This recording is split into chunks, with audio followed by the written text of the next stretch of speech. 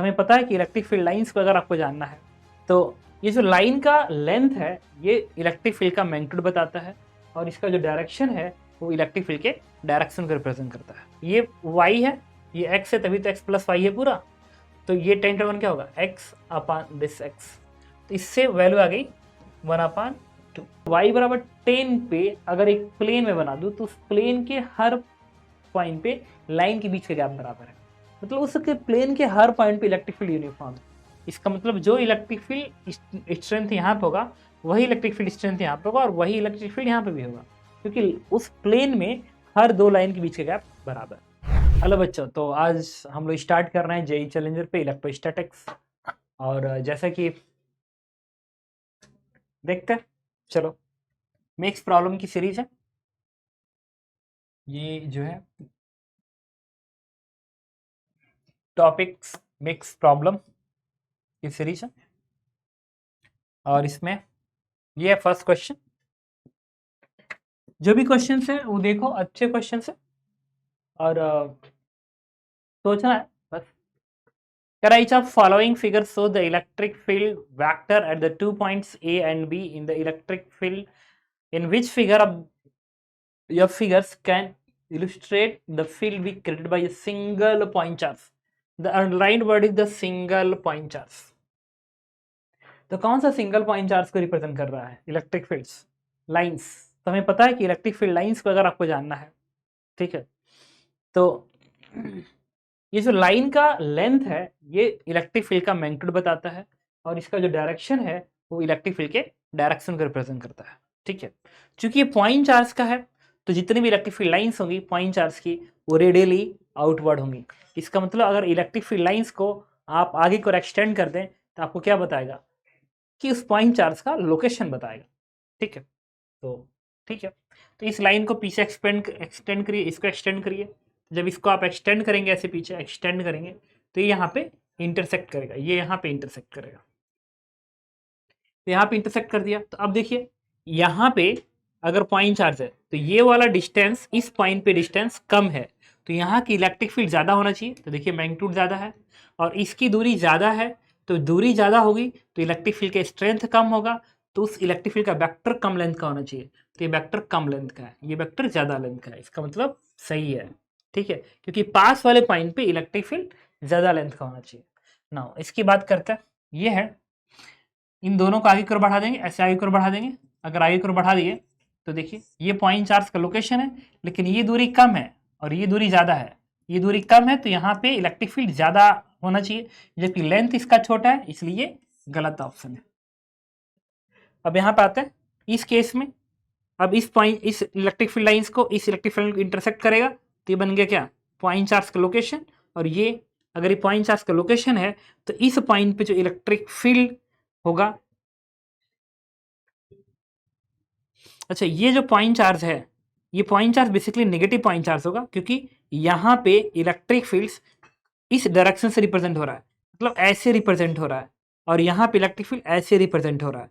लेकिन ये दूरी ज़्यादा है और अगर ये दूरी ज़्यादा है तो यहाँ पे इलेक्ट्रिक फील्ड कम होना चाहिए। इसका मतलब कि यहाँ पे इलेक्ट्रिक फील्ड का जो लेंथ होना चाहिए कम होना चाहिए, तो ये लेंथ कम है जबकि ये लेंथ ज़्यादा है, तो यस ये सही है, तो ये भी सही हो गया। यहाँ पर आता है इंटरसेक्शन ये है तो ये पॉइंट चार्ज है और नेगेटिव पॉइंट चार्ज है। अच्छा ये मत क्या समझना कि ये पॉइंट चार्ज यहाँ पे है ना तो ये इलेक्ट्रिक फील्ड ऐसे ऐसे नहीं, ये पॉइंट चार्ज है, ऐसा कुछ नहीं है। ये इलेक्ट्रिक फील्ड इस पॉइंट और इस पॉइंट का इलेक्ट्रिक फील्ड का मैग्नीट्यूड और डायरेक्शन को शो कर रहा है। तो इस वाले पॉइंट पे इलेक्ट्रिक फील्ड ऐसे है, ये एरो ऐसे ना ऐसे है, और इस वाले पॉइंट पे ऐसे है, तो ये इलेक्ट्रिक फील्ड ऐसे है बेसिकली, और यहाँ पे इंटरसेक्शन है तो ये निगेटिव चार्ज है। और चूंकि ये इस पॉइंट से इसकी दूरी कम है और इसकी दूरी यहाँ से ज़्यादा है, तो अगर ये दूरी ज़्यादा है तो यहाँ पे इलेक्ट्रिक फील्ड कम मैग्नीट्यूड का होना चाहिए, तो उसका लेंथ ये कम होना चाहिए कंपेयर टू दिस वन। इसका मतलब ये गलत है। तो आपने देखा it's answer is first and third. Now अगला क्वेश्चन है, the two equal point like positive charge A and B are fixed on the y-axis equidistant from the origin. What can you say for the net electrostatic force on the small electrically neutral rod placed on the x-axis as shown in the figures? कह रहा है कि इसको देख के ये एक point charge है, एक पॉइंट चार्ज ये है, और यहाँ पे एक इलेक्ट्रिकली न्यूट्रल कंडक्टर है, इलेक्ट्रिकल न्यूट्रल कंडक्टर्स है। तो इसको देख के आप क्या बता सकते हैं कि ये जो दोनों पॉइंट चार्ज है इस न्यूट्रल रॉड को अट्रैक्ट करेगा, नहीं अट्रैक्ट करेगा, कि क्या करेगा? देखो, no force at all, it point away from the origin, it points toward the origin, information is insufficient. तो देखिए, अगर ये आपको जानना है और ये पॉइंट चार्जेस हैं, तो पॉइंट चार्ज का इलेक्ट्रिक फील्ड हमेशा इसी डायरेक्शन में होगा, इलेक्ट्रिक फील्ड हमेशा इस डायरेक्शन में होगा। अगर ऐसा है तो इस कंडक्टर पे पोलैरिटी डेवलप होगी और इस साइड में नेगेटिव चार्ज डेवलप होगा और इस साइड में पॉजिटिव चार्ज डेवलप होगा। इस कंडक्टर के इधर नेगेटिव चार्ज होगा, उधर पॉजिटिव चार्ज होगा। अब हमें ये जानना है कि ये दोनों पॉइंट चार्ज इस कंडक्टर को अट्रैक्ट करेंगे, रिपल, तो डिपेंड करेगा कि इस वाले पॉइंट पे इलेक्ट्रिक फील्ड ज़्यादा है कि इस वाले पॉइंट पे इलेक्ट्रिक फील्ड ज़्यादा है। क्योंकि ये इसकी दूरी इससे कम है, तो बच्चे क्या करते हैं, मान लेते हैं कि यहाँ पे इलेक्ट्रिक फील्ड ज़्यादा है। अगर यहाँ पे इलेक्ट्रिक फील्ड ज़्यादा है तो ये इसको अट्रैक्ट करेगा, ऐसा मान लेते हैं। लेकिन ऐसा नहीं है। एक्चुअल में दो पॉइंट चार्ज के केस में, अगर इस पॉइंट चार्ज के केस में और ये बाइसेक्टर है, तो इसी के किसी भी पॉइंट पे इलेक्ट्रिक फील्ड का अगर ग्राफ ड्रॉ करें तो रिंग की तरह से ग्राफ बनता है। जैसे रिंग का इलेक्ट्रिक फील्ड बनता है ना, वैसे ये ग्राफ बनता है। तो ये ग्राफ आपका ऐसे बनता है, ऐसे बनता है। और सबसे ज़्यादा जो इलेक्ट्रिक फील्ड की वैल्यू मिलती है वो मिलती है इस वाले पॉइंट पे। और ये दूरी जो होती है, अगर ये दूरी 2a के बराबर है, अगर ये दूरी 2a के बराबर है, दोनों के बीच में 2a है, तो ये जो डिस्टेंस यहाँ मिलता है वो a/√2 की दूरी होती है, जो कि एक सर्कल की तरह से आप समझ सकते हैं। तो ये बताने की कोशिश कर रहा है कि a/√2 दूरी तक इलेक्ट्रिक फील्ड लगातार इंक्रीज कर रहा है। तो अगर मैं कहता कि ये जो कंडक्टर्स है, ये जो है, ये मान लो a/√2 यहाँ पे आता, लेट्स ये a/√2 की इधर है, ये वाला x कोऑर्डिनेट a/√2 होता, तो इधर जाते वक्त इलेक्ट्रिक फील्ड इंक्रीज कर रहा है। इसका मतलब ये हो गया कि यहाँ का इलेक्ट्रिक फील्ड ज्यादा होगा और यहाँ का इलेक्ट्रिक फील्ड कम होगा। और जब यहाँ पे इलेक्ट्रिक फील्ड ज्यादा होगा तो ये इधर रिपल्सन ज्यादा आएगा, अट्रैक्शन कम आएगा, तो रिजल्टेंट क्या पाएगा? रिपल्सन।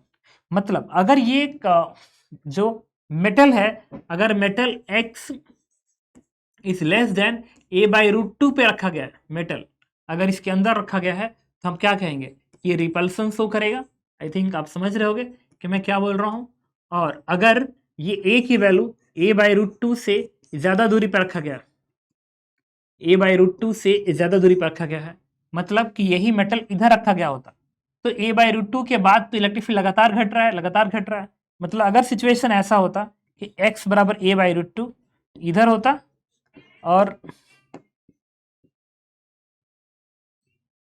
और ये यहाँ पर रखा गया होता, तो इलेक्ट्रिक फील्ड दूरी पे कम हो रही है, तो इधर तो नेगेटिव चार्ज है, इधर पॉजिटिव चार्ज है, और दूरी पे इलेक्ट्रिक फील्ड कम है, मतलब रिपल्सन कम होगा और ये फोर्स ज़्यादा होगा, तो ये अट्रैक्ट कर लेगा।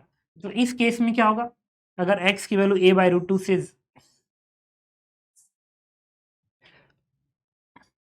अगर x, ये x से ध्यान रखना, this x is less than a/√2 and this x is greater than a/√2, मतलब इस पार्टिकल का जो पोजीशन है, ये अगर इस a/√2 से ज़्यादा है तो उस केस में क्या आ रहा है? अट्रैक्शन आ रहा है, अट्रैक्शन आ रहा है। यानी इसमें डेटा क्या है? इनसफिशिएंट है। ये नहीं कह सकते कि ये जो दोनों पार्टिकल्स हैं इस मेटल रॉड को अट्रैक्ट करेंगे, रिपल करेंगे। Now this one. अब इस क्वेश्चन को देख लीजिए। ये क्वेश्चन क्या कह रहा है? ये कह रहा है कि a positively charged small disk is released on the top of the fixed hemispherical frictionless dome in the presence of uniform horizontal electric field. If the disk leaves the dome after an angular displacement of theta, find the ratio of gravitational and electrostatic force on the disk, assuming that the dome does not exhibit any electrical properties. ठीक है, repeat फिर पढ़ते हैं। A positive charge small disc is release. आपको क्या करना है? Video को पॉज करना है, क्वेश्चन को सॉल्व करना है, ठीक है। और ठीक क्वेश्चन है sir, for J advance point of view एक अच्छे क्वेश्चन है sir. A positively charged small disk is released on the top of fixed hemispherical frictionless dome in the presence of this. Find the ratio of, तो ठीक है। तो जब यहाँ से स्लाइड करके यहाँ पे आएगा तो इलेक्ट्रोस्टैटिक फोर्स क्यू के बराबर है,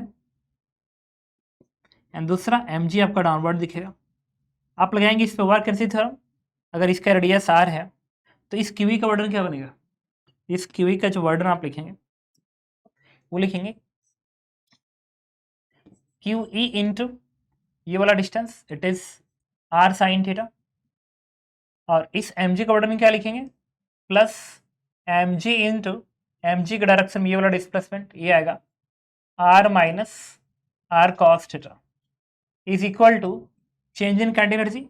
जब ये पार्टिकल यहाँ पे होगा तो kinetic energy is half M V square, और रिलीज किससे हुआ है रेस्ट से। तो क्वेश्चन नंबर 1 2 को मल्टीप्लाई कर दीजिए तो पूरी वैल्यू कन्वर्ट हो जाएगी twice of Q E R sine theta,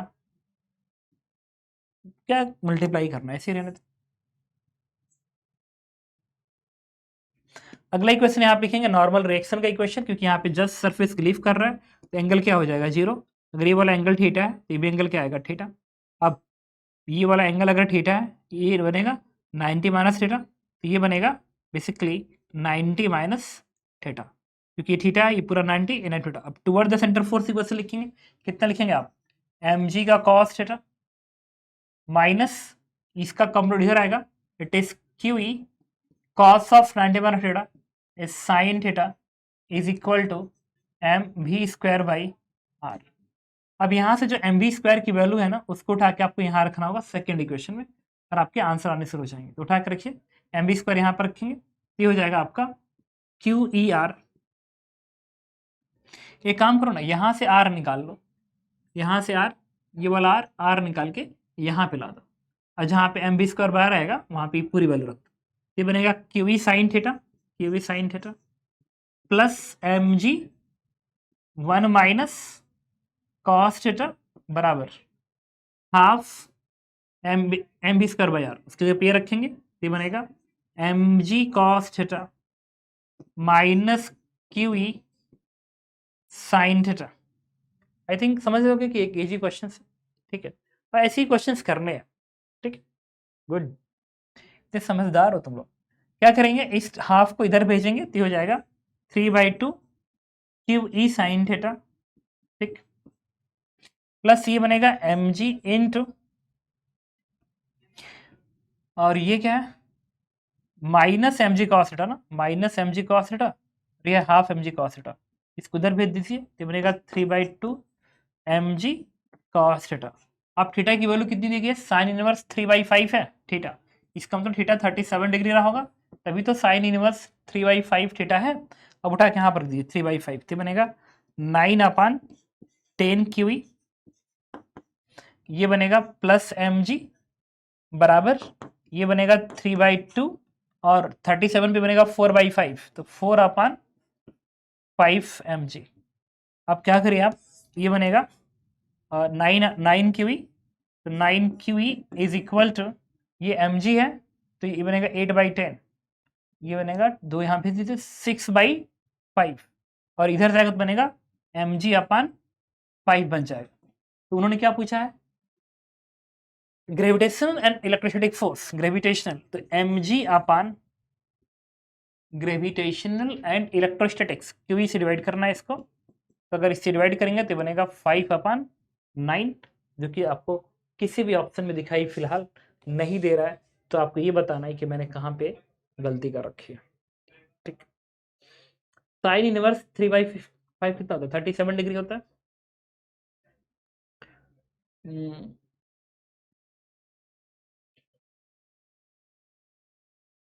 तो इसका ऑर्डर कितना आएगा अगर ये आर है तो बनेगा R sine theta Q R sine theta, M G का क्या बनेगा एम जी इंटू ये डिस्टेंस तो आर में से आर कॉस थीटा घटा दीजिए equals to change in kinetic energy, ठीक है। फिर यहाँ पे fourth equation M G cos theta minus Q E sine theta, M G cos theta Q E sine theta M B square by R. फिर यहाँ पे क्या बना Q E sine theta M G 1 minus cos theta half और इसके पे रख दिया M G cos theta minus Q E sine theta, ठीक है। तो ये बनेगा क्यू ई का टर्म, अच्छा क्यू ई साइन थीटा है ना, हाँ, तो 3/2 Q E sine theta plus M G और ये minus M G cos theta इधर जाएगा 3/2 एम जी कॉस थीटा, तो ये क्यू ई साइन थीटा पे 3/5 ना, तो 3/5 तो 9/10 बनेगा क्यू ई, ये बनेगा एम जी और ये कितना बनेगा 4/5 ना, 4/5 तो 6/5 बनेगा 6/5 और इधर अगर मैं भेज दूं तो ये एम जी अपन 5 बनेगा। तो ये 5/9 आना चाहिए। तो कहाँ पे कहीं तो मिस्टेक हो रहा है, एक बार चेक कर लूँ मैं।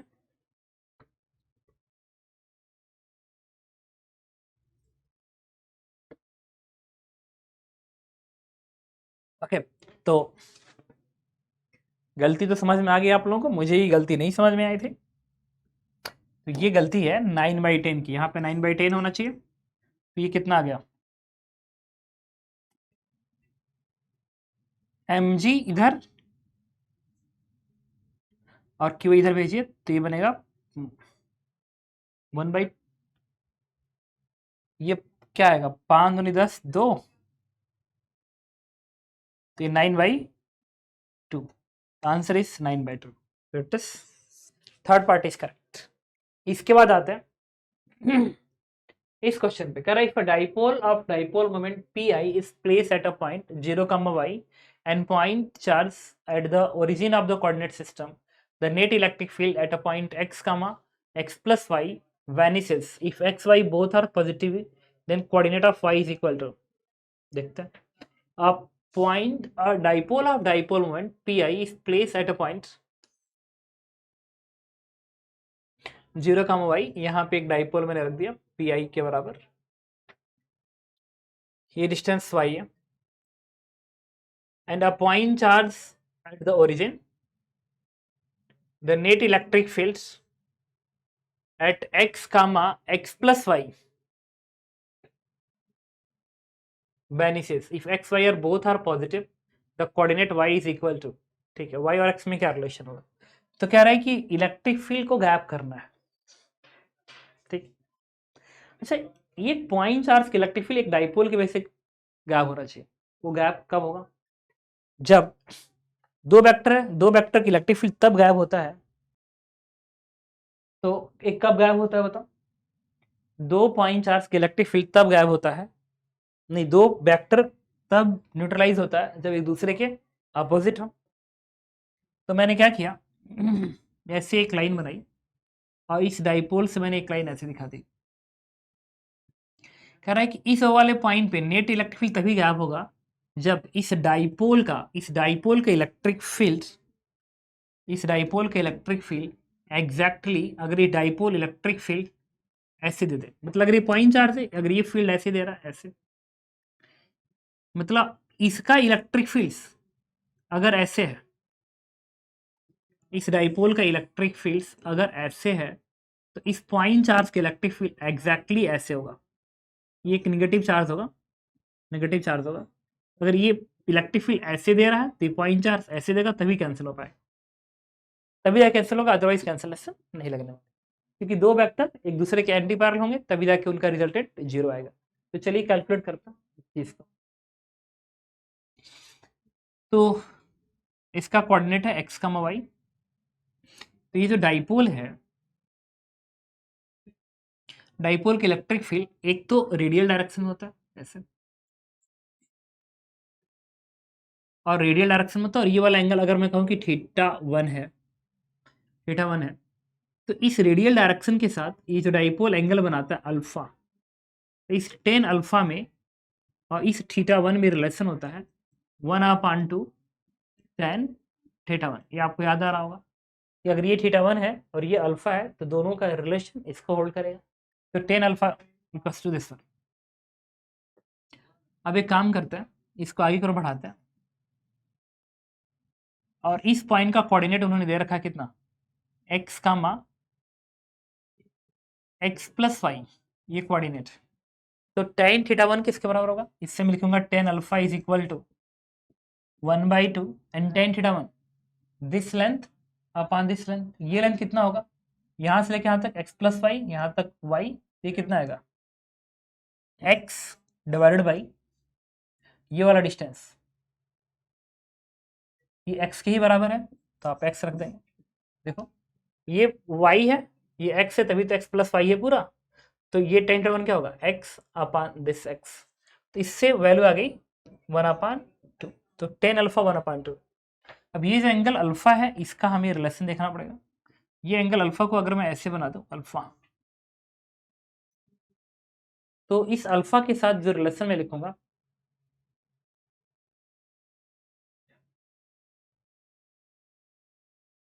क्या पूछा है, y इज इक्वल टू, तो इस अल्फा में इस थीटा वन में क्या रिलेशन होगा, sine alpha one is equal to,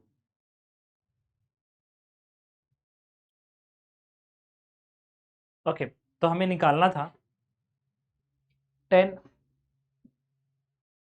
ठीक है। देखो, तो ये थीटा वन अल्फा है, कोई पूछे ये एंगल कितना होगा, तो इस ट्रायंगल के अंदर आप बोल सकते हो ये जो एंगल है इन दोनों का सम होगा, it is theta one plus alpha, ये लाइन ऐसे है, तो एंगल क्या होगा, थीटा वन प्लस अल्फा बोल सकते हैं।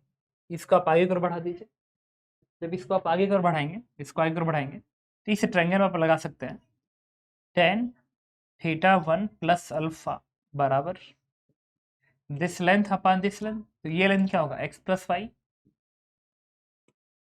अपान ये लेंथ क्या है x के बराबर है। अब इसको एक्सपेंड कर दीजिए, ten A plus tan B, तो और ये आया था टेन थीटा वन, अच्छा टेन थीटा वन कितना आया था, देखो टेन थीटा वन आया था x अपान एक्स, तो ten theta one is one. अब इस पे एक्सपेंशन लगा दीजिए, उससे हमें रिलेशन मिल जाएगा tan A plus tan B, tan A क्या है one, tan A plus tan B, tan alpha क्या है one by two, divide by one minus tan A tan B, और इससे आएगा X plus Y upon X, ये बनेगा three by two, ये बनेगा वन बाई टू, ये बन जाएगा थ्री, इसको इधर भेज दीजिए, आएगा एक्स प्लस वाई बराबर थ्री एक्स। तो कोई पूछे वाई की वैल्यू कितनी आएगी, it is two X, Y is equal to two X, तो आंसर इज सेकेंड। इनका आपने समझ लिया होगा। इसके बाद आते हैं अगला क्वेश्चन, देखिए ये भी एक इजी क्वेश्चन है। कह रहा two infinitely large plane A and B intersect each other at the right angle, uniform charge density sigma and minus sigma, which of the following is best represent the electric field lines, electric field lines को best कौन represent करेगा।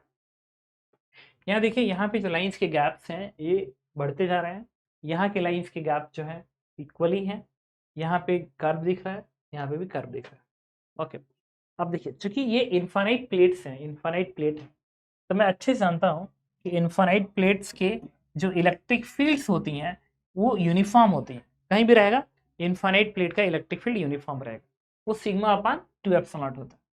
तो अगर ये positive charge density है और ये negative charge density है, तो यहाँ पे इस पॉजिटिव के बेस इलेक्ट्रिक फील्ड बनेगा ऐसे, ई होगा सिग्मा अपान एप्सिलॉन नॉट, ई की वैल्यू होगी सिग्मा अपान एप्सिलॉन नॉट, और इसका जो फील्ड आएगा इस वाले पॉइंट पे, इस पे 90 बनेगा ऐसे, ये बन गया ई के बराबर। ऐसे निगेटिव चार्ज है, अगर एक नेगेटिव चार्ज है तो ऐसा फील्ड देगा, अट्रैक्टिव फील्ड देगा। मुझे देखिए बताइए, ये ई और ये ई का तो मैग्नीट्यूड कांस्टेंट हो गया, और इसको आगे भगाने पे ये इस पे 90 आ रहा है, ये इस पे 90 आ रहा है, तो रिजल्टेंट आपका कैसे बनेगा, ऐसे बनना चाहिए, क्योंकि ये दोनों वेक्टर अगर बराबर है तो रिजल्टेंट ऐसे जाएगा। ठीक है, अब ये 90 डिग्री है, तो कन्फर्म अगर ये 90 है तो एंगल क्या बनेगा 45, तो भी क्या बनेगा 45। इसका मतलब इन दोनों का रिजल्टेंट एग्जैक्टली हॉरिजेंटल होगा, एग्जैक्टली हॉरिजेंटल होगा, और वो इस डिस्टेंस पे डिपेंड्स नहीं करेगा, चाहे ये डिस्टेंस बराबर हो या बराबर नहीं हो, हर पॉइंट पे इलेक्ट्रिक फील्ड कैसे मिलेगा, ऐसे ही मिलेगा, ऐसे ही मिलेगा, हर पॉइंट पे इलेक्ट्रिक फील्ड ऐसे ही मिलेगा, क्योंकि इसका फील्ड यहाँ पे ऐसे, इसका फील्ड यहाँ पे ऐसे, तो रिजल्टेंट एकदम बीच पे, क्योंकि दोनों आपस में बराबर है। ठीक है, तो ये मैं कह सकता हूँ कि इसके बीच में हर जगह इलेक्ट्रिक फील्ड ऐसे ही मिलेगा, अगर हर जगह इलेक्ट्रिक फील्ड ऐसे ही मिलेगा, सिर्फ ऐसे ही मिलेगा, तो ये एक यूनिफॉर्म इलेक्ट्रिक फील्ड है, और उनके बीच का गैप क्या होना चाहिए, सेम होना चाहिए। तो देखिए इसमें इलेक्ट्रिक फील्ड के बीच का गैप बराबर है और हर जगह ऐसा ही होना चाहिए, तो यहाँ से स्टार्ट करेगा पॉजिटिव चार्ज से और इस निगेटिव चार्ज पे टर्मिनेट होगा, ये फील्ड ऐसे चलेगी, ये फील्ड्स ऐसे चलेगी। सिमिलरली ये निगेटिव चार्ज है, पॉजिटिव चार्ज है, तो पॉजिटिव चार्ज से इलेक्ट्रिक फील्ड लाइंस निगेटिव की तरफ इधर भी टर्मिनेट होंगी ऐसे, या ये निगेटिव चार्ज है, ये भी निगेटिव चार्ज है, तो इस पॉजिटिव चार्ज से इलेक्ट्रिक फील्ड लाइन ऐसे टर्मिनेट होंगी निगेटिव पे, ये पॉजिटिव है नेगेटिव है, तो इलेक्ट्रिक फील्ड लाइंस ऐसे टर्मिनेट होंगी ऐसे। तो यही ग्राफ सही है, ये ग्राफ गलत है बिल्कुल, क्योंकि फील्ड लाइन के बीच का गैप अलग अलग है, कर्व हो ही नहीं सकता, क्योंकि यूनिफॉर्म फील्ड है, हर जगह फील्ड ऐसे आ रहा है, ऐसे आ रहा है, तो ये भी गलत है, तो फिर ये भी गलत है। तो आपने देखा कि कितने आराम से हम लोग क्वेश्चन को डील कर रहे हैं, और ऐसे ही क्वेश्चन आपको सीख रहे हैं, क्योंकि ओवरऑल आपको खुद के थॉट को डेवलप करने हैं। Now this is the question. In the following figure, the electric field line of the some electrostatic fields are shown. Which of them are incorrect represented? कौन इसमें incorrect represent किया जा रहा है? तो सुनिए, ये जो है two infinity large charge layer, अगर ये इन्फाइनाइट लेंथ का सीट है तो उसके अंदर इलेक्ट्रिक फील्ड हर जगह क्या होता है? यूनिफॉर्म होता है। तो इनमें इलेक्ट्रिक फील्ड लाइन के जो बीच का गैप धीरे धीरे कम हो रहा है, वो बता रहा है कि यहाँ फील्ड ज़्यादा है, यहाँ फील्ड कम है, जो कि ऐसा बिल्कुल नहीं होगा। तो ये ऑप्शन गलत हो। सेकेंड ऑप्शन पे आते हैं। सेकेंड ऑप्शन में देखिए, the point charge in the neutral conducting shell, conducting shell के अंदर एक पॉइंट चार्ज दे दिया गया। तो आपको पता है पॉइंट चार्ज से इलेक्ट्रिक फील्ड लाइन्स निकलती हैं और सरफेस पे 90 डिग्री बनाएंगे, और चूंकि ये सेंटर पे नहीं प्लेस है इसलिए ऐसे रेडली आउटवर्ड आप नहीं दिखाएंगे। द रीजन इज क्लियर, क्योंकि ये पॉजिटिव चार्ज है तो यहाँ पे निगेटिव चार्ज डेवलप होगा, और यहाँ पे निगेटिव की डेंसिटी ज़्यादा है, इधर निगेटिव की डेंसिटी कम होगी, तो फील्ड लाइन्स इस नेगेटिव तरफ ऐसे बेंड हो जाएंगी, ऐसे बेंड हो जाएंगे। तो ये अंदर तो फील्ड ऐसे ही दिख रहा है, यहाँ पे इलेक्ट्रिक फील्ड लाइन्स परपेंडिकुलरली बाहर की ओर निकलेंगी, तो ये भी सही कह रहा है। इसका मतलब ये सही है। अच्छा, उन्होंने कहा कि which of incorrect representation, incorrect, तो यही इनकरेक्ट रिप्रेजेंटेशन है। इसका मतलब कि आपको इसको ही मार्क करना होगा, ऑप्शन को करेक्ट करना होगा, क्योंकि ये तो सही बना हुआ है, ये तो सही बना हुआ है। सिमिलरली इसकी बात कर लेते हैं।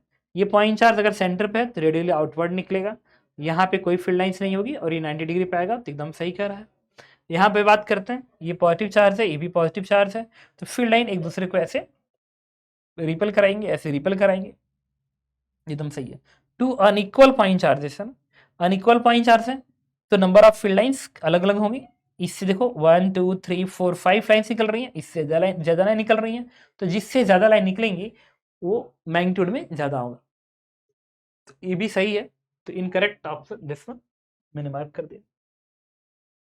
इसके बाद आते हैं एक क्वेश्चन, ये देखते हैं, ये भी एक सिंपल क्वेश्चन है और अच्छा क्वेश्चन।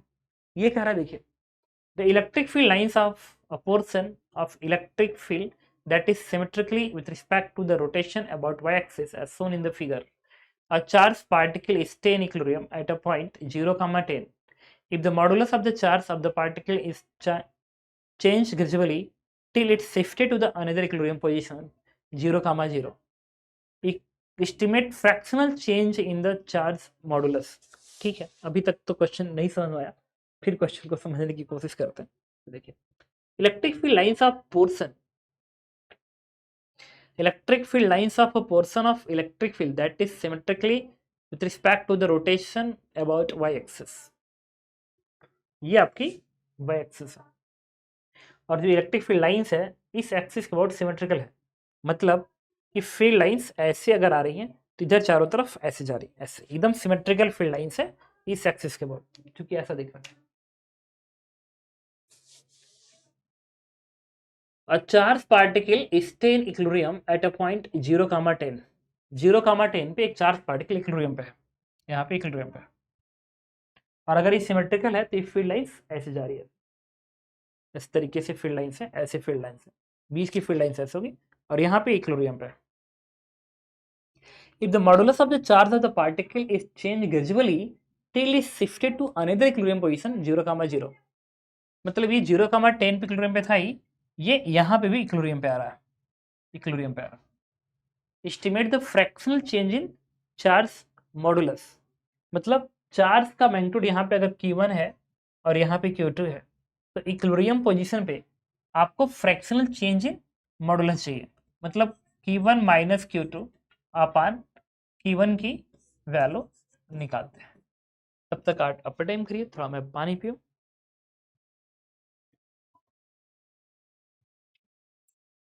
ओके, तो फ्रैक्शनल चेंज निकालना है तो आपको क्या करना है, यहाँ पे इक्विलिब्रियम पे है तो इस चार्ज पार्टिकल Q1 पे जो यहाँ पे इलेक्ट्रिक फील्ड लगेगा इट इज E1, और यहाँ पे जो इलेक्ट्रिक फील्ड होगा इट इज E2, क्योंकि जो फील्ड लाइंस हैं वो वाई एक्सिस के बहुत सिमेट्रिकल हैं और ऐसी फील्ड लाइंस हैं, यहाँ फील्ड अलग है, यहाँ फील्ड अलग है, तो होना भी चाहिए, क्योंकि देख सकते हैं अगर ये फील्ड लाइंस हैं तो यहाँ पे गैप फील्ड लाइंस के कम है, जबकि यहाँ पे फील्ड लाइंस की गैप्स ज़्यादा है। तो कन्फर्म है कि यहाँ पे इलेक्ट्रिक फील्ड कम होगा और यहाँ पे इलेक्ट्रिक फील्ड ज़्यादा होगा। तो इक्विलिब्रियम बैलेंस होगा, तो यहाँ पे फोर्स mg को बैलेंस करेगा यहाँ के इलेक्ट्रिक फोर्स। तो Q1 इंटू E1 बराबर आप क्या लिखेंगे, mg लिखेंगे, इक्वेशन नंबर 1। सेकेंड, यहाँ पे फोर्स बैलेंस करते हैं, ये बनेगा Q2 इंटू E2 बराबर कितना लिखेंगे, mg। अब इन दोनों को इक्वेट कर देंगे, दैट मीन्स Q1 E1 बराबर Q2 इंटू E2 आ जाएगा। अब चलिए E1 और E2 की वैल्यू निकालते हैं। E1 और E2 का रिलेशन निकालने के लिए मैंने क्या किया, एक चीज देखिएगा, इस y बराबर 10 कोऑर्डिनेट पे ये जो फील्ड लाइंस है इनके बीच का गैप देखिए, यहाँ पे गैप देखिएगा 1 2 3 1 2 3 1 2 3 1 2 3 1 2 3 3 3 गैप्स हैं। मतलब यहाँ पे फील्ड लाइन के बीच के जो गैप्स हैं हर जगह सेम। इसका मतलब y बराबर 10 पे अगर एक प्लेन में बना दूं तो उस प्लेन के हर पॉइंट पे लाइन के बीच का गैप बराबर है। मतलब उसके प्लेन के हर पॉइंट पे इलेक्ट्रिक फील्ड यूनिफॉर्म है। इसका मतलब जो इलेक्ट्रिक फील्ड स्ट्रेंथ यहाँ पे होगा वही इलेक्ट्रिक फील्ड स्ट्रेंथ यहाँ पे होगा और वही इलेक्ट्रिक फील्ड यहाँ पे भी होगा, क्योंकि उस प्लेन में हर दो लाइन के बीच का गैप बराबर है।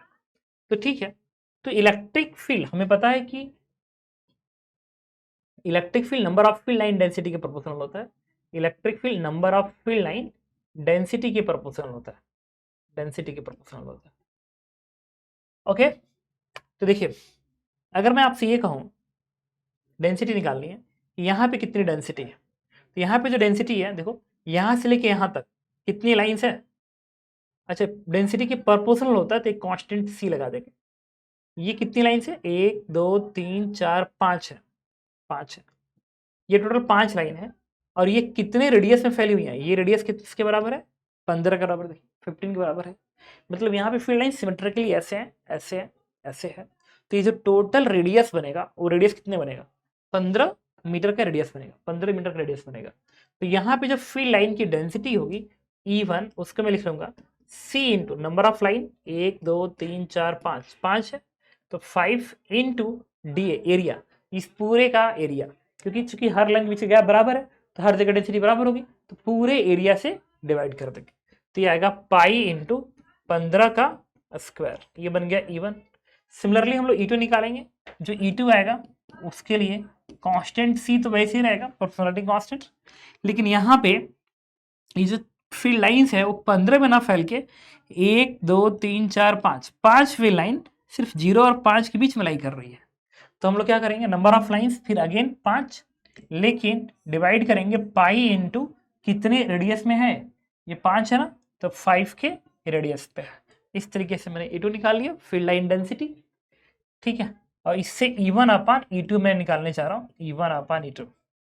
तो E1 अपान E2 के लिए इसको डिवाइड कर दीजिए, 5 से 5 कटेगा, पाई से पाई कटेगा, और ये ऊपर चला जाएगा, ये बन जाएगा 5 अपान 15 का होल स्क्वायर, ना वैल्यू इज 1 अपान 9। तो E1 अपान E2, E1 अपान E2 की वैल्यू आएगी, इससे हम लिख सकते हैं Q1 upon Q2 is equal to,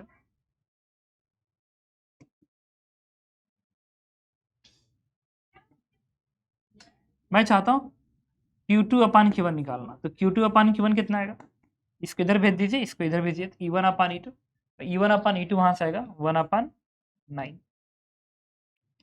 अब क्या करिए, इसमें यहाँ पे माइनस लगा दीजिए, तो यहाँ भी माइनस, यहाँ भी 1, यहाँ भी 1, ये क्या हो जाएगा, Q1 minus Q2 divide by Q1 equals to 8 upon 9। तो वही निकालना था Q1 बाई Q2, दिस वन। तो आंसर इज 8 अपान 9, जो कि आपको फोर्थ पार्ट में दिख रहा है।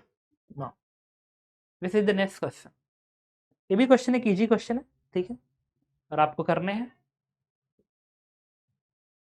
ये कह रहा है, in the figure a line of electric field created by the 2 point charge Q1 and Q2 as shown. If it is the Q1 is 1 microcoulomb, the charge Q2 is close to, ये जो Q1 है 1 microcoulomb है, Q1 is 1 microcoulomb, तो बताइए Q2 की value कितनी होगी इस Q2, जबकि इस तरीके से फील्ड लाइंस को रिप्रेजेंट किया जा रहा है। इतना तो कंफर्म है कि सारे निगेटिव है, तो Q2 को निगेटिव होना ही है, होना ही भी चाहिए। फील्ड लाइंस ऐसे निकल के, अगर ये Q1 पॉजिटिव है तो इससे फील्ड लाइंस ऐसे निकल के ऐसे निकलते हुए इस पे जा रही है, तो Q2 को नेगेटिव तो होना ही है, तो Q2 इज नेगेटिव। बट इसकी वैल्यू कितनी होगी ये जानने के लिए मैंने क्या किया, इस पॉइंट को पकड़ लिया। मुझे पता है कि इलेक्ट्रिक फील्ड जो होता है वो पाथ पे क्या होता है, टेंजेंट होता है। तो इस पे इलेक्ट्रिक फील्ड टेंजेंट होना चाहिए, ऐसा होना चाहिए इलेक्ट्रिक फील्ड। तो इसके लिए क्या किया, ये जो Q1 होगा इस पॉइंट पे जो इलेक्ट्रिक फील्ड देगा, Q1 इस पॉइंट पे इलेक्ट्रिक फील्ड ऐसे देगा, और ये Q1 का इलेक्ट्रिक फील्ड कितना आएगा देखिए,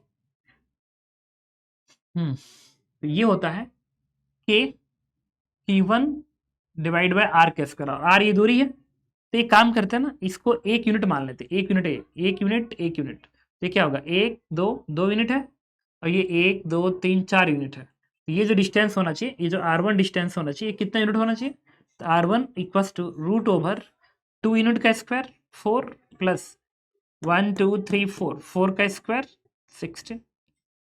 ये कितना आ गया, √20। इट इज √20 का मतलब 2 रूट या √20 रहने दो, क्या फर्क पड़ता है।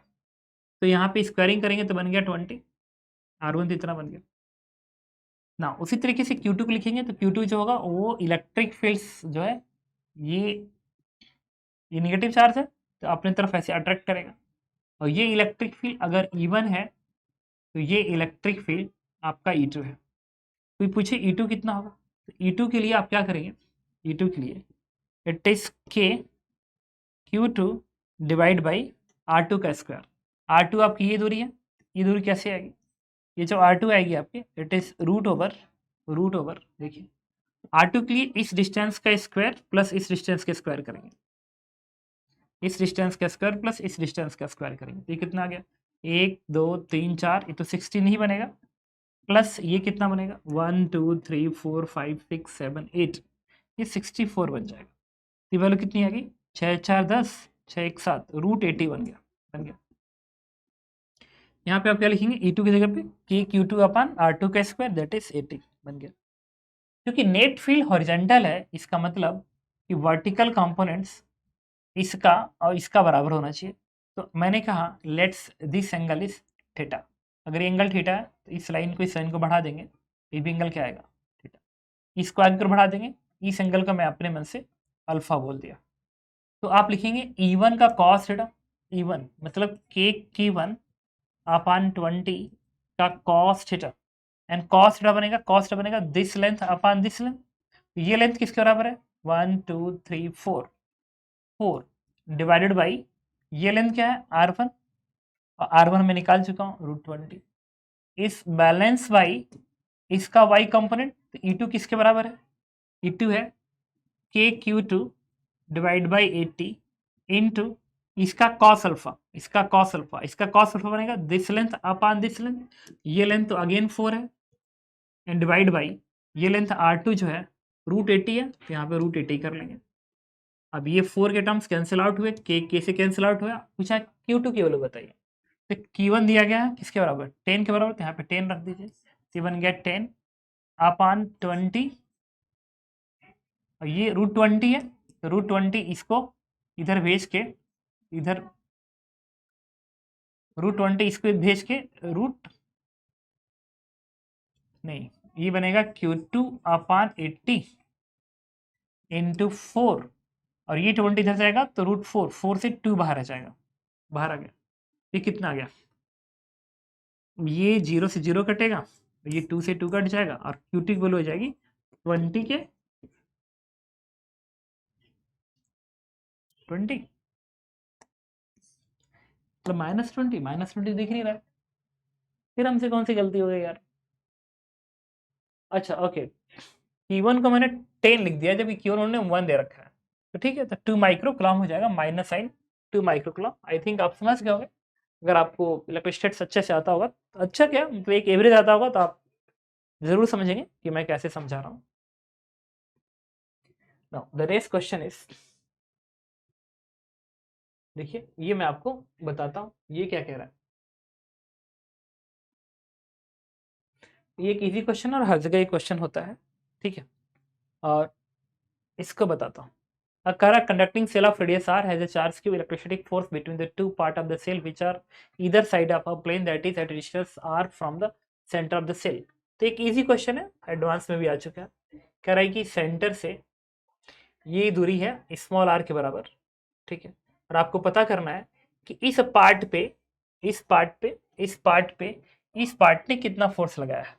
तो आपको क्या करना होगा, यहाँ का और यहाँ का प्रेशर डिफरेंस लिखिए और इस प्रोजेक्टेड एरिया से मल्टीप्लाई कर दीजिए। ये आपको क्लास में जरूर पढ़ाया गया होगा कि इलेक्ट्रोस्टैटिक प्रेशर निकालेंगे, pressure difference is underline word, pressure difference निकालेंगे और प्रोजेक्टेड एरिया से मल्टीप्लाई करेंगे। तो चलो निकालता हूँ, यहाँ का प्रेशर और यहाँ का प्रेशर का जो डिफरेंस है वो कितना होगा। अंदर प्रेशर इज 0 क्योंकि इलेक्ट्रिक फील्ड 0 है, और जो बाहर प्रेशर आएगा, बाहर प्रेशर वो होगा 1/2 एप्सिलॉन नॉट ई का स्क्वायर। ई जो होता है वो होता है Q/4 pi epsilon not into R का स्क्वायर का होल स्क्वायर। ये प्रेशर मिल गया। तो जब फोर्स होगा वो कुछ और नहीं 1/2 एप्सिलॉन नॉट Q का square upon 16 pi square epsilon not का स्क्वायर आर का पावर 4 बनेगा इंटू प्रोजेक्टेड एरिया। ये वाला एरिया चाहिए, इसके लिए आपको ये रेडियस चाहिए। ये रेडियस अगर x है तो x क्या बनेगा, अंडर रूट ऑफ आर का स्क्वायर माइनस स्मॉल आर का स्क्वायर। अगर ये कैपिटल आर है स्मॉल आर तो बनेगा इतना। अब इसका एरिया क्या बनेगा, पाई एक्स का स्क्वायर। तो पाई इंटू एक्स, एक्स है इसका स्क्वायर यहाँ पर लगा देंगे, it is R square minus small R का स्क्वायर। और यही आपका क्या है, तो आप देख सकते हैं 32 का टर्म हर जगह है, होना भी चाहिए। और इसमें अगर मैं r का पावर 4 अंदर भेज दूं, r का पावर 4 अंदर भेज दूं, नहीं r का स्क्वायर अगर बाहर निकाल लूं तो 1 minus R square upon capital R का स्क्वायर बनना चाहिए। Its answer is 4। तो आपने देखा कि मैंने कैसे अटेम्प्ट किया। ओके, तो इसके बाद जो नेक्स्ट क्वेश्चन वो देखिए, ये भी एक अच्छा क्वेश्चन एग्जाम में पूछा जा सकता है।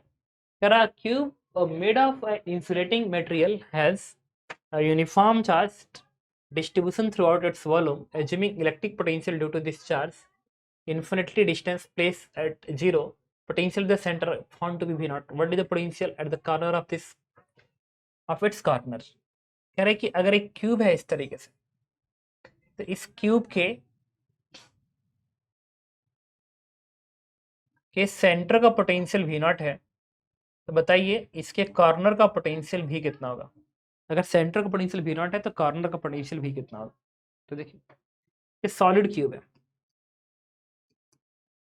और मैं इतना अच्छे जानता हूं कि जो पोटेंशियल होता है, ठीक है, वो क्यू और ए पे ही डिपेंड करेगा। ये लेंथ होगा और ये क्यू चार्ज होगा, ठीक है। मतलब इसका जो चार्ज है उस, अब ऐसा नहीं कि चार्ज की स्क्वायर के प्रोपोर्शनल, ऐसा कुछ नहीं। कैसे क्यू के स्क्वायर के प्रोपोर्शनल हो जाएगा यार, क्यू का लीनियर प्रोपोर्शनलिटी आएगा और ए के साथ जो डायमेंशन है उसके साथ वो अगेन लीनियर प्रोपोर्शनलिटी बनेगा अगर पोटेंशियल की बात कर रहे हैं।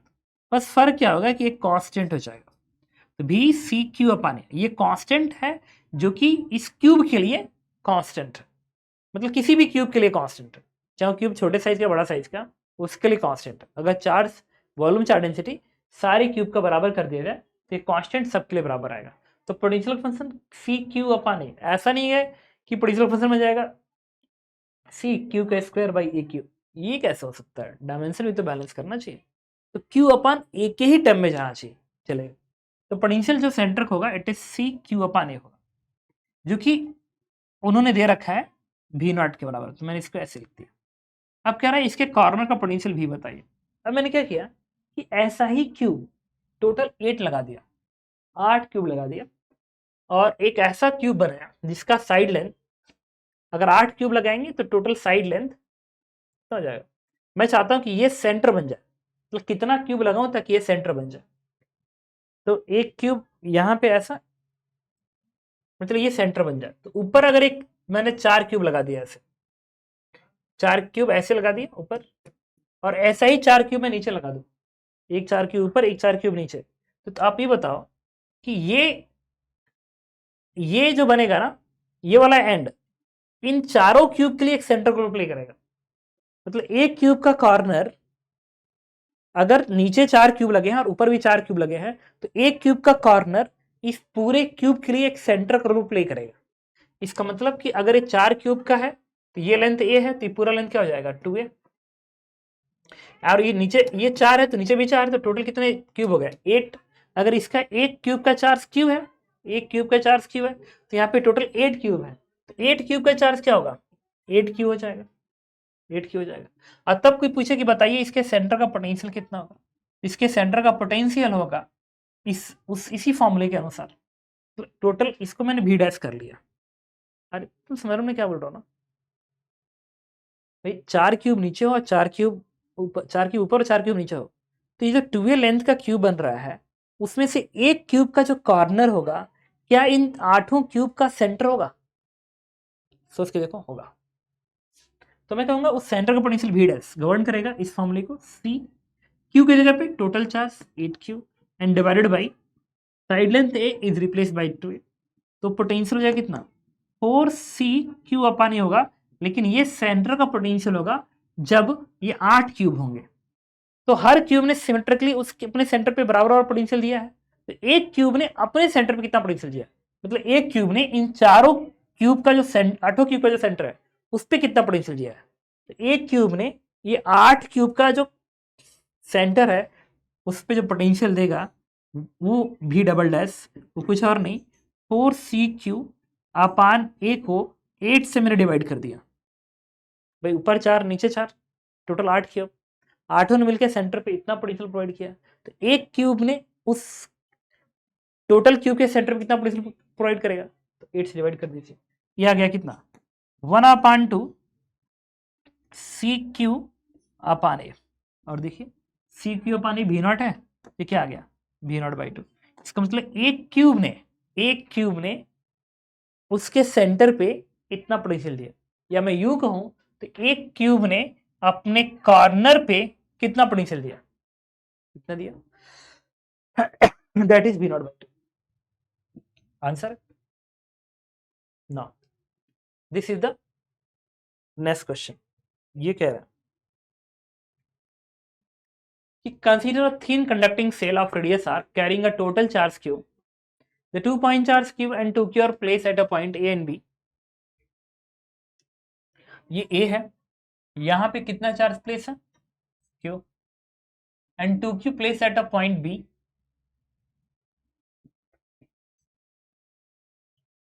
एंड c सेंटर है, c से ये दूरी r है, ये दूरी 0.5 r है।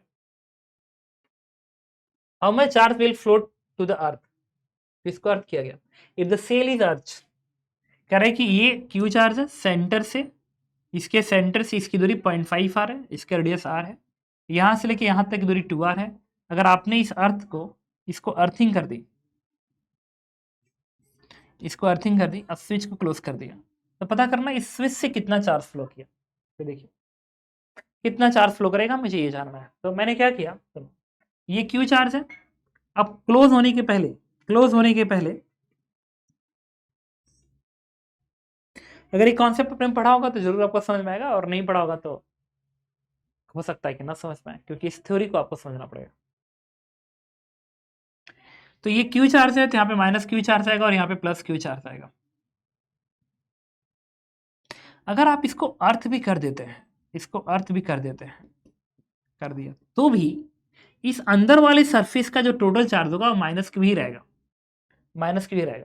इसका मतलब बाहर वाले सरफेस का चार्ज बदलेगा अर्थ करने की वजह से, बाहर वाले सरफेस का चार्ज बदलेगा, बट अंदर वाले सरफेस का चार्ज नहीं बदलेगा। तो बाहर वाले सरफेस का चार्ज कितना बदल गया वही तो इस स्विच के थ्रू आया होगा। तो कोई पूछे कि कितना चार्ज फ्लो करेगा, तो चार्ज का फ्लो होगा, चार्ज का फ्लो बाहर वाले पे Q1 है, यहाँ पे प्लस Q है, तो Q1 माइनस Q, इतना चार्ज फ्लो करेगा Q1 माइनस Q, क्योंकि अंदर पे कोई चेंज नहीं हो रहा है अर्थिंग करने से, फिर बाहर वाला बदलेगा। ये इसलिए चेंज होगा कि अगर ये Q है तो हमेशा माइनस Q होगा, तो अंदर वाला बदल ही नहीं सकता, चाहे बाहर आप कुछ भी कर ले। तो बाहर वाले चार्ज का difference is the charge flow through the switch, that is Q1 minus Q। अब मेरा टारगेट है कि Q1 निकल गया, तुम्हारा आंसर आ गया। Q1 निकालने के लिए मैंने क्या किया, एक आप Q1 निकालने के लिए अगर आपको एक कॉन्सेप्ट बताया गया होगा तो बताया गया होगा कि इसके सरफेस का पोटेंशियल एक्चुअली में बाहर वाले चार्ज से ही डिपेंड होता है, बाकी अंदर के चार्ज पे असर नहीं पड़ता है। मतलब अगर इस सरफेस का पोटेंशियल लिखना है तो सिर्फ बाहर के ही चार्ज से आएगा, अंदर वाले चार्ज की वजह से इसका पोटेंशियल इस पॉइंट पर नहीं आएगा। द रीजन इज क्लियर, क्योंकि अंदर के जो चार्ज का इलेक्ट्रिक फील्ड बाहर के रीजन में वो जीरो है। तो अगर बाहर के रीजन में इलेक्ट्रिक फील्ड जीरो है तो इन्फिनिटी से यहाँ तक आते समय कोई भी ई डॉट डी आर का टर्म्स नहीं आएगा, कोई भी वर्क डन का टर्म्स नहीं आएगा। जब वर्क डन का टर्म्स नहीं आएगा, ई डॉट डी आर का टर्म्स नहीं आएगा, तो फिर इसके सरफेस का पोटेंशियल अंदर वाले चार्ज कैसे चेंज कर देंगे।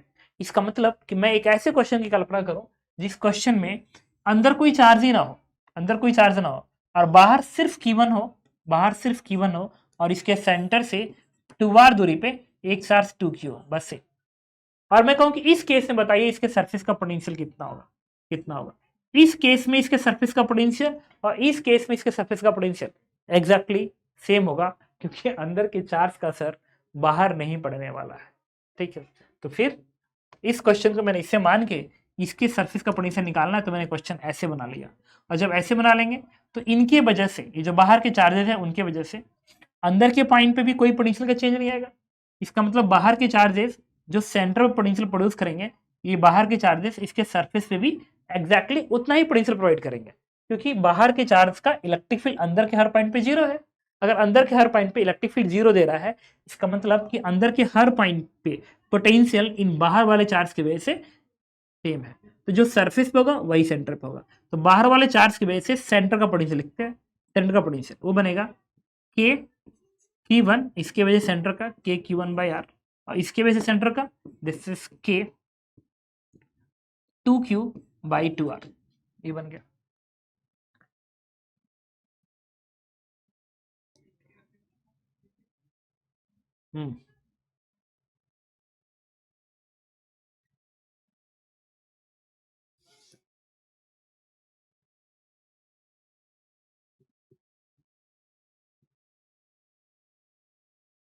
Q1/r।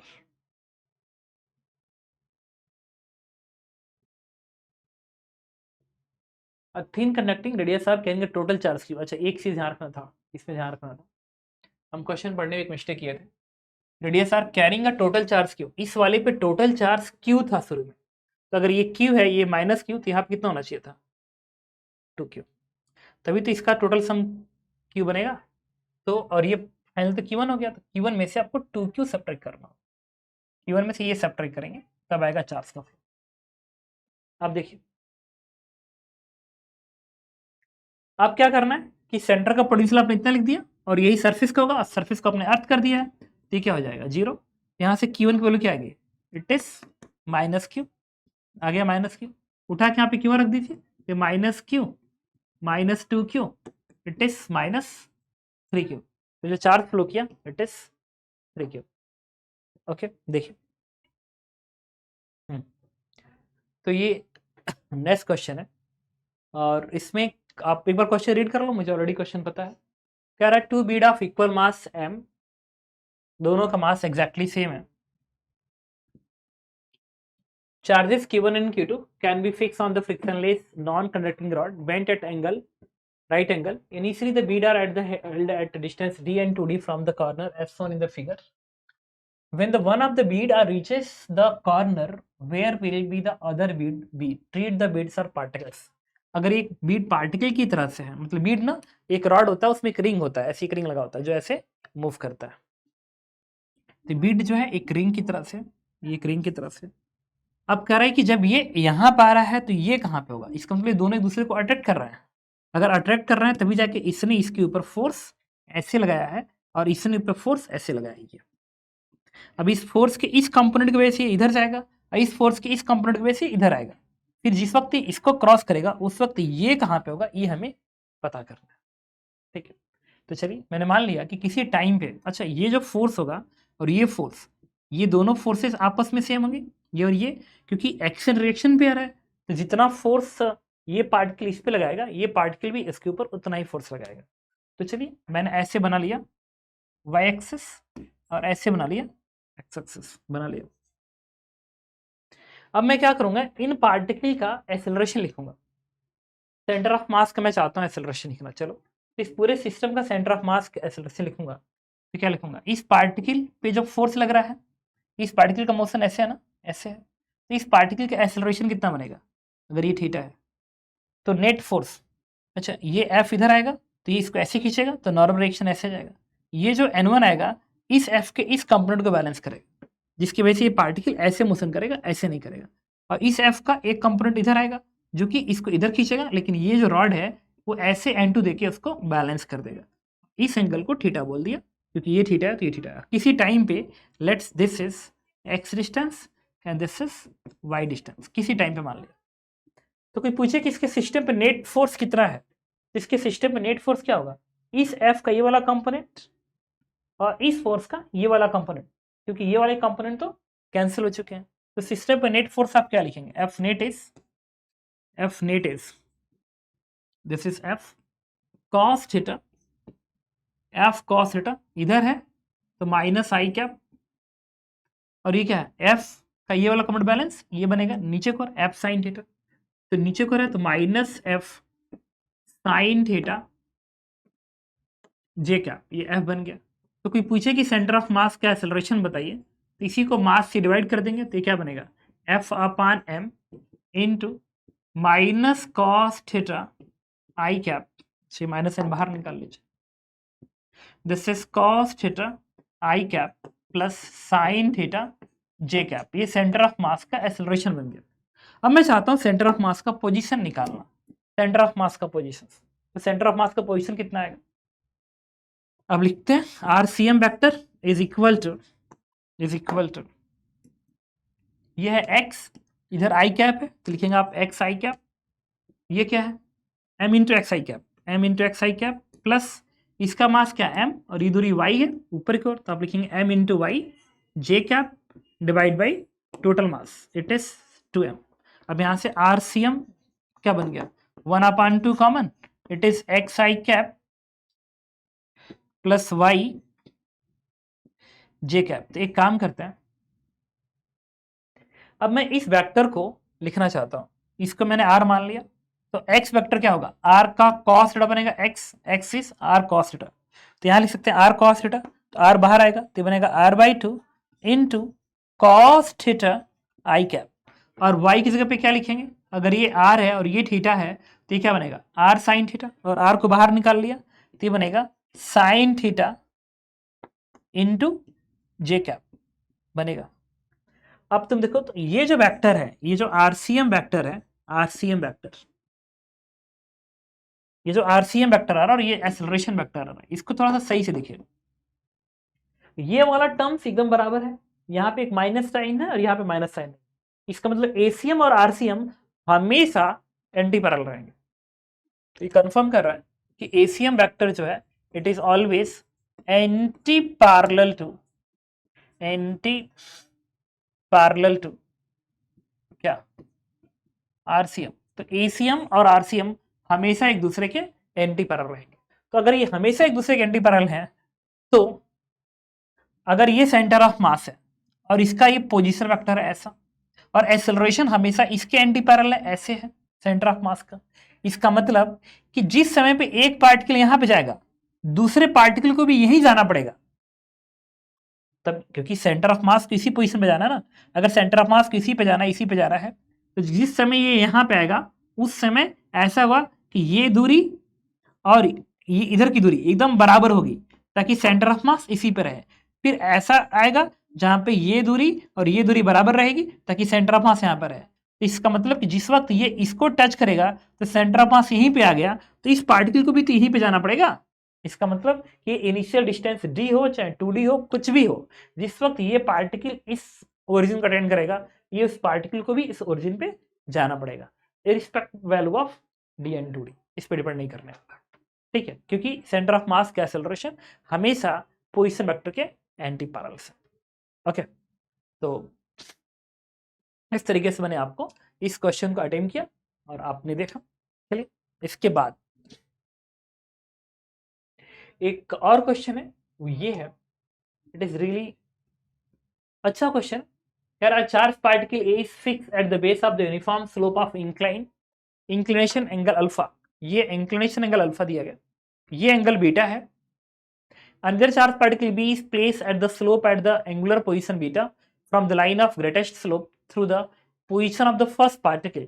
Coefficient of friction between the particle B and slope is mu, and mu is less than 10 alpha. For the particle at B to stay at equilibrium, what could be the maximum value of beta? कह रहा है इस beta की maximum value कितनी होगी ताकि particle इस position पे इक्विलिब्रियम पर है। तो चलिए तो इसमें जो हमारा डेटा पता है, डेटा के नाम पे सिर्फ अल्फा एंड बीटा पता है, बाकी हमें कुछ भी नहीं पता है, बाकी हमें कुछ भी नहीं। तो हमें इस बीटा की मैक्सिमम निकालनी है in terms of alpha and mu, बाकी हमें कुछ नहीं पता। पूरे क्वेश्चन में एक म्यू पता है, एक अल्फा पता है, बीटा पता है, बाकी कुछ नहीं पता। बाकी कोई भी चीज वैरी कर सकती है।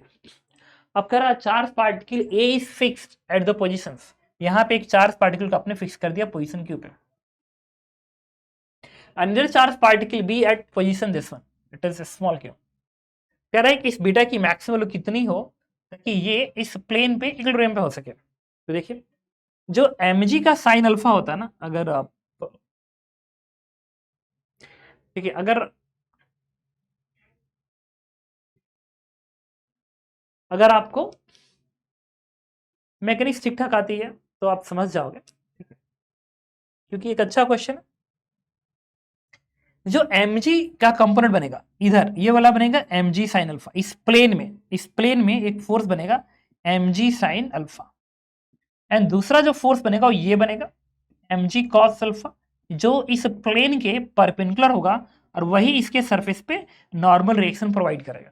इस पूरे, क्योंकि इलेक्ट्रोस्टैटिक फोर्स तो इसी प्लेन में होगा, इलेक्ट्रोस्टैटिक फोर्स इसी प्लेन में होगा, और ये जो एंड होगा वो mg cos अल्फा को बैलेंस करेगा। तो इस प्लेन में जो फ्रिक्शन आएगा उसकी लिमिटिंग वैल्यू जो होगी उसको मैं लिख सकता हूँ म्यू इज टू एन, और एन mg cos अल्फा के बराबर है, तो क्या होगा म्यू mg cos अल्फा। इतने का फ्रिक्शन फोर्स इस पार्टिकल बी पे लगेगा। ओके, तो बहुत लंबा वीडियो मैं नहीं खींचना चाहूंगा, अब थोड़ा सा जल्दी मैं बता रहा हूं तो आप समझने की कोशिश करिएगा। क्वाइट पॉसिबल है कि आपको समझ में आना चाहिए, ठीक है। अगर अच्छे स्टूडेंट हो तो जरूर समझ में आएगा, और थोड़ा अगर बिलो अगर एवरेज हो तो थोड़ा सा हो सकता है आपको कि मुश्किल का सामना करना पड़े, ठीक है। तो उसके लिए एक लंबा लेक्चर मुझे बताना पड़ जाएगा, तो उतना डिटेल्स में मैं नहीं जाना चाहूँगा, मैं जस्ट आपको समझाने की कोशिश कर रहा हूँ, ठीक है, ये मानते हुए कि एक अच्छे क्वेश्चन को आप अच्छे तरीके से डील करते हैं। तो normal reaction mg cos alpha के बराबर है, तो फ्रिक्शन इतना आ जाएगा, तो इस पूरे प्लेन में जो फ्रिक्शन आएगा उसकी वैल्यू लिमिटिंग वैल्यू इतनी बनेगी। दूसरा, एम इस प्लेन में कौन कौन से फोर्सेस आएंगे, इस प्लेन में एक तो फोर्स ये बनेगा mg साइन अल्फा, एक फोर्स ये बनेगा, और एक फोर्स इसके बीच का रिपल्सन फोर्स बनेगा, जो कि ऐसे बनेगा, ये रिपल्सन फोर्स है। और रिपल्सन फोर्स वो इसके बीच की दूरी पर डिपेंड करेगा और इनके चार्ज की वैल्यू पर डिपेंड करेगा। It is K Q small Q divide by R का स्क्वायर। अब इस फोर्स की जो वैल्यू है इस चार्ज पार्टिकल पे वो डिपेंड करेगी इस चार्ज का मैग्नीट्यूड, इसका मैग्नीट्यूड और इस स्मॉल आर की वैल्यू पे। तो अगर ये चार्जेस का मैग्नीट्यूड फिक्स है तो इस स्मॉल आर को मैं चेंज कर करके चाहूं तो मैं इस फोर्स को चेंज कर सकता हूं, लेकिन कुछ भी हो मैं इस चीज को चेंज नहीं कर सकता, और नहीं इस mg साइन अल्फा को मैं चेंज कर सकता हूं। हाँ, इसका डायरेक्शन भी मैं चेंज कर सकता हूं, और ये mg साइन अल्फा है जो कि कांस्टेंट वैल्यू है। एक बार मैं चेक करना चाहता हूँ ये क्या कह रहा है, mu is less than 10 alpha. अगर ये म्यू 10 अल्फा से कम है इसका मतलब ये जो फ्रिक्शन फोर्स होगा ना it is less than, mu की जगह रख दो 10 अल्फा, तो बनेगा mg cos alpha into sine alpha upon cos alpha, ये कट गया mg साइन अल्फा। इसका मतलब जो फ्रिक्शन है, फ्रिक्शन बेसिकली वो लेस देन क्या है mg साइन अल्फा। अब मेरे सामने तीन डेटा मिल गया, पहला डेटा मिला, मैं इस पे मार्क कर दूं। देखो अगर इस तरह क्वेश्चन आपको क्लास में कराए गए होंगे तो क्वाइट पॉसिबल है कि आपको समझ में आएगा। ये जो है it is mg sin alpha, fix value मिल गई, ये एक फिक्स वैल्यू मिल गई इंफॉर्मेशन। दूसरा ये वैरिंग है क्योंकि ये चेंज हो सकता है, ये चेंज हो सकता है। तीसरा, और ये चेंज हो रहा है इट इज बिकॉज ऑफ इस डिस्टेंस के चेंज होने से। अब कह रहा है इस बीटा की मैक्स वैल्यू निकालनी, इस mg sin अल्फा का डायरेक्शन भी फिक्स है। ओके, अब मुझे बीटा को मैक्सिमाइज करना है, तो इस ये एंगल अल्फा है ना, तो ये जो प्लेन है इस प्लेन को मैंने यहां पे बनाया, ऐसे बना लिया। सेकेंड्स,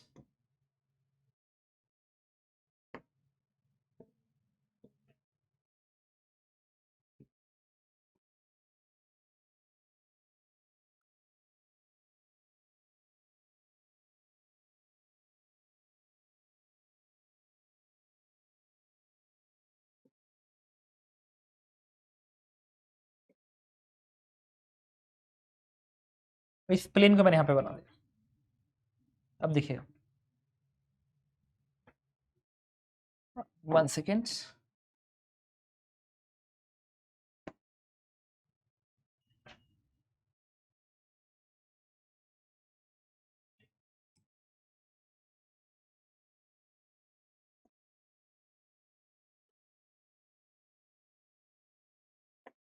ये मैंने बना दिया।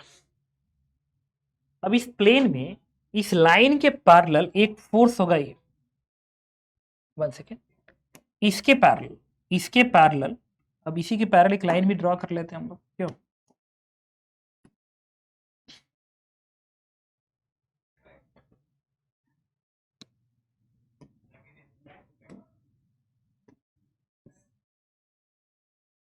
ओके ठीक है, दिखा दी। अब मैंने यहां पे एक फोर्स दिखाया, वो है mg sin अल्फा, लेकिन मुझे पता है कि mg sin अल्फा से ये फ्रिक्शन कम है, तो mg sin अल्फा थोड़ा बड़ा बना लेते हैं। तो mg sin अल्फा को मैंने बड़ा बना दिया, और मुझे ये पता है कि इस फोर्स और इस फोर्स और इस फोर्स का रिजल्टेंट जीरो चाहिए, रिजल्टेंट जीरो चाहिए। दैट मीन्स ये फोर्स इस फोर्स का वेक्टर सम जीरो होना चाहिए, और मुझे इस बीटा को मैक्सिमाइज भी करना है। फ्रिक्शन का कोई भी डायरेक्शन हो सकता है, लेकिन mg sin अल्फा तो ऐसे ही बने। तो सोचिए कैसे एडजस्ट किया जाए, ठीक है, सोचते हैं, देखिए। ओके, तो देखिए अब मैं सोच रहा हूं ये वेक्टर mg sin अल्फा से छोटा है, ये वाला फ्रिक्शन, तो मैंने यहां पे फ्रिक्शन को लगाया। यहां पे फ्रिक्शन को जब ऐड करेंगे तो जो भी वेक्टर बनेगा, ये जो भी वेक्टर बनेगा वो इस वाले से आगे नहीं जाएगा, क्योंकि इससे छोटा है। अगर मैं इसको आगे लेके जाऊं, यहां पे ये, तो ये जो फ्रिक्शन की वैल्यू है, जब यहाँ पे वेक्टर की तरफ से ऐड करोगे तो वो वेक्टर इसके आगे नहीं जाएगा, इसके नीचे रहेगा, और लेकिन इधर कोई भी डायरेक्शन अटेंड कर सकता है, ऐसा कोई भी। मतलब यहाँ पे आप एक सर्कल ड्रॉ कर सकते हो इस तरीके से, जहां पे फ्रिक्शन को इस वेक्टर में जब ऐड करोगे तो फ्रिक्शन ऐसे भी ऐड हो सकता है, वो फ्रिक्शन ऐसे भी ऐड हो सकता है, ये फ्रिक्शन ऐसे भी ऐड हो सकता है। ये ड्रिफ्ट स्पीड अगर आपको पढ़ाया गया हो ना 11th क्लास में, वैसे कॉन्सेप्ट है, ये ऐसे ऐड हो सकता है।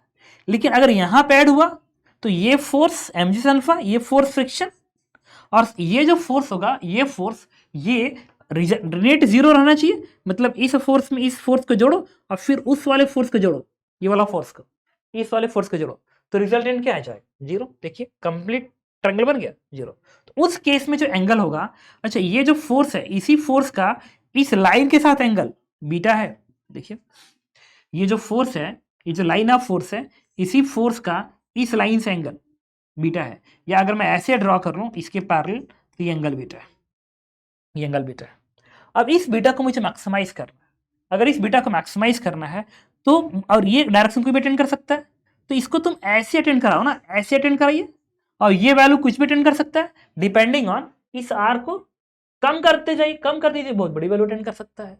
मतलब ये फोर्स तो कुछ भी वैल्यू अटेंड कर सकता है, तो इसको यहां लेके आइए, क्योंकि फ्रिक्शन इससे जा नहीं हो सकता, और ये यहां से ऐसे टेंजेंट बन जाए, ऐसे कॉमन टेंजेंट, तो इससे ज्यादा एंगल इसका तो नहीं बन सकता, इससे ज्यादा एंगल नहीं बन सकता, क्योंकि फ्रिक्शन मैक्सिमम 90 डिग्री तक ही जाएगा। इसके अलावा अगर इस फ्रिक्शन को तुम ऐसे दोगे तब फिर ये एंगल आएगा, वो भी कम बनेगा। अगर तुम ऐसे देते हो तो ये एंगल आएगा और ये भी कम बनेगा। तो मैक्सिमम पॉसिबल एंगल ये जो बनेगा वो तभी बनेगा जब इस फ्रिक्शन पे ये क्या होगा, 90 डिग्री। इसका मतलब हमने यहाँ पे समझ लिया, ठीक है, कि अगर मैं इसको ऐसे दिखाऊं यहाँ पे, तो मैं ये कहूंगा कि ये जो है आपका mg sin अल्फा है, mg sin अल्फा, और यहाँ पे एक मैंने सर्कल ड्रॉ कर दिया, और जहां पे ये इससे यहाँ पे कॉमन टेंजेंट ड्रॉ करेंगे, ऐसे कॉमन टेंजेंट ऐसे ड्रॉ करेंगे, और ये यहाँ पे 90 जहां बन जाएगा, ये 90, तो ये बन गया आपका फ्रिक्शन, जो कि 90 ये फ्रिक्शन है, और ये बनेगा आपका कौन सा, इलेक्ट्रोस्टैटिक फोर्स। अब ये mg sin अल्फा, ये फ्रिक्शन, इलेक्ट्रोस्टैटिक फोर्स, तीनों का सम जीरो, तो ये पार्टिकल किस में आ गया, रेस्ट पे। तो इसका जो मैक्सिमम एंगल आएगा बीटा, वो कुछ और नहीं आएगा, इस ट्रायंगल में मैं लिख सकता हूँ sine beta is equal to this length upon this length, क्योंकि ये 90 है तो यहाँ पे टर्न्स बनेगा, ये perpendicular, it is friction upon mg sin alpha, अब फ्रिक्शन अभी हमने निकाला था, it is mu M G cos alpha divide by M G sine alpha. तो एम जी से एम जी कटेगा और यहां से बीटा की वैल्यू हो जाएगी sine inverse mu, sine inverse इधर आएगा तो म्यू और cos upon sine cot alpha, it is cot alpha and this is your answer. इससे ज्यादा बीटा ये अटेंड नहीं कर सकता। आई थिंक आपको समझ में आ गया होगा। ओके, तो आज का लेक्चर इतना ही है, ठीक है, थैंक यू।